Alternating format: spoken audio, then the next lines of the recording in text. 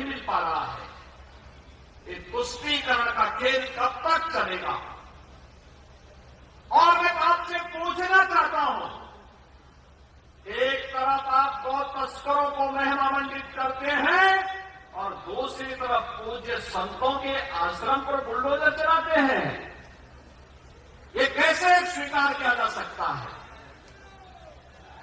यहां पे संतों की हत्या होती है, गौ तस्करी और गौ कसी होती है, बहन बेटियां सुरक्षित नहीं है, व्यापारी की संपत्ति पर कोई भी गुंडा आकर के कब्जा कर लेता है।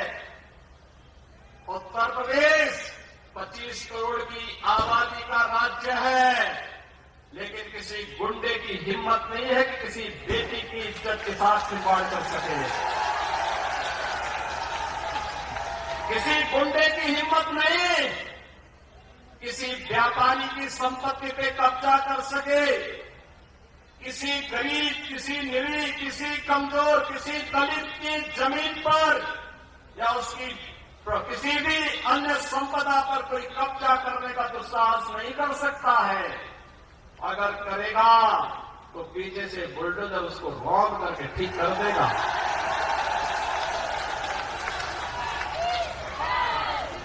किसी संत की तरफ टेढ़ी नजर से कोई गुंडा नहीं देख सकता।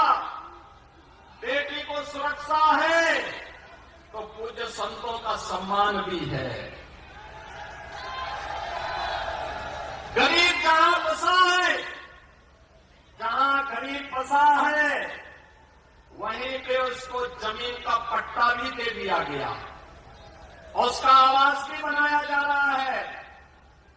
जहां संत का आश्रम है, वहीं पर उस आश्रम के लिए सरकार से भी सहयोग किया जा रहा है। और प्रदेश के अंदर, उत्तर प्रदेश 25 करोड़ की आबादी है। लंपी डिजीज से उत्तर प्रदेश में गोवंश को नुकसान नहीं। एक एक गौ माता को सर्वे देवाश्रिता देहे सर्वदेव मही को, सभी देवी देवताओं का निवास जिस गौ माता में हमने माना, उस गौ माता को बीमारी से भी बचाया और बूचड़ों से भी बचाने का काम प्रभावी ढंग से हम कर सकते हैं। राजस्थान में आप क्यों विफल हो गए? क्यों विफल हो गए? कारण है गौ माता के प्रति आप लोगों की निष्ठा नहीं थी। कांग्रेसी केवल मुद्दा बुलाना चाहते थे और परिणाम क्या था? भारी संख्या में गोवंश को नुकसान होता है राजस्थान में। और लंपी डिजीज बड़ी भयावह रूप में आकर के आस्था को भी ठेस पहुंचाया था। उस गरीब किसान के पे क्या बीती होगी, जिसका मूल्य गोधन लंपी डिजीज की चपेट में आकर के उसको आर्थिक नुकसान क्या हो। लेकिन सरकार राजस्थान की मानने वाली नहीं थी। वहां तो गौ तस्करों को बढ़ाने वाली सरकार है। राजस्थान में कांग्रेस की सरकार तो हिंदू विरोधी है।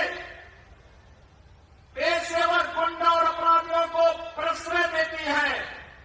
याद करिए, कन्हैया लाल का दबाव रेत दिया जाता है।